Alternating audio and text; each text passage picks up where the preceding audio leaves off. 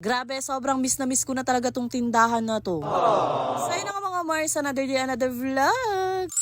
Eto na nga mga Mars ko, finally nga at makakapag-proceed na nga maglinis dito sa aming munting tindahan. Diyos mio, halos isang buwan din talaga mga Mars ko na walang linis-linis dito, kaya naman punong-puno rin talaga ng alikabok. So dito nga mga Mars ko, isa-isa ko na nga chinecheck yung mga paninda namin at pinupunasan. So syempre, chinecheck ko na nga yung mga paninda namin dito mga Mars ko at baka nga marami na nga nag-expired kasi nga ayun, halos isang buwan nga tayong hindi nag-open ng munti nating tindahan. Actually, parang pangalawang buwan na nga yata. So dapat nga mga Mars ko, hindi pa nga ako maglilinis dito kaso talagang sobrang iritang-irita na ako. At isa pa, parang nga kapag nag-open na nga kami ng tindahan namin ay wala na ako masyado pa nga asikasuhin dito. Dahil mga Mars ko, sa totoo lang, sobrang miss na miss ko na talagang magtinda. Kaso nga lang ngayon, ang dami pa naming inaasikaso, dami pang kailangan ligpitin. Basta mga Mars ko, sobrang dami ko pa talagang tambak na mga kailangan trabahuhin. Gusto ka kasi mag-open nga ako ng munti naming tindahan, eh tapos na rin talaga yung mga gagawin dito nga sa aming munting mansyon. So ayoko kasi talaga na sobrang daming kalat, yung halo-halo yung gamit. Katulad na nga lang nito mga Mars ko, kitang-kita nyo naman kung gaano pa nga rin kadami ang kalat dito. So inumpisahan ko lang talaga nalilisin dito para nga kahit papano. Eh umaliwalas naman at alam ko na rin kung ano pa yung mga dapat kong bilhin sakali nga na mag-open na kami ng munti naming tindahan. Kasi for sure, kung hindi rin naman talaga ayos dito sa munti naming tindahan, hindi ko rin talaga malalaman kung ano nga ba yung mga dapat kong bilhin, ano nga ba yung mga dapat kong idagdag. Kasi ayun nga, meron ako mga balak na idagdag pa dito sa mga paninda ko, bukod nga sa mga meron na akong stock. Pero syempre, yung mga idadagdag ko pa rin naman is yung mga fast moving na items kasi mga Mars ko, napansin ko nga na meron ako mga produkto talaga na hindi nga nabenta. Ang nangyari, nag-expired na lang talaga. O baka mas dodoblyhin ko na lang talaga yung stock namin sa mga kalimitan na hinahanap nga dito sa aming munting tindahan. So palagi ko naman nasasabi mga Mars ko na mga laman lang din talaga ng tindahan namin is yung mga fast moving at iilan lang din talaga yung ini-stock ko na mga hindi fast moving. O shot, eto nga mga Mars ko, alam nyo ba, sobrang tuwang-tuwa nga ako dito sa organizer rack na to ngayon. Kasi ayan, yung iniisip ko na istante nga na ipapagawa ko nga kay jowa, sana nalagayan itong mga pampers at itong mga napkin ay mukhang hindi ko na kailangan ipagawa kasi dito pa lang talaga sa rack na to ay talagang nasatisfied na ako. So masasabi ko na lang talaga na meron na naman ako na worth it na nabili para nga dito sa aming munting tindahan. O siya mga Mars ko, at hanggang dito na lang muna. In lang.